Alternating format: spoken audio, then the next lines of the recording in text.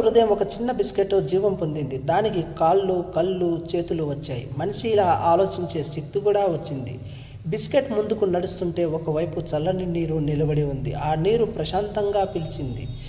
నా దగ్గరకు రా, నేను నీ దాహాన్ని తీర్చుతాను అంది. ఇంకొక వైపు వేడి టీ ఉంది. ఆ టీ ఉత్సాహంగా అరిచింది. నా దగ్గరకు రా, నేను నీ అలసట పోగొడతాను అంది.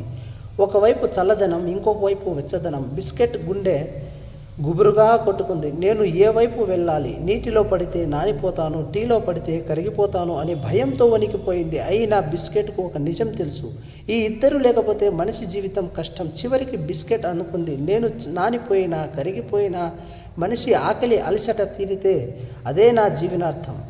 నీరు దాహాన్ని తీర్చింది, టీ ఉత్సాహాన్ని ఇచ్చింది, బిస్కెట్ ఆకలిని పోగొట్టింది. ఈ ముగ్గురు కలిసి రోజువారీ జీవితాన్ని సులభంగా మార్చారు.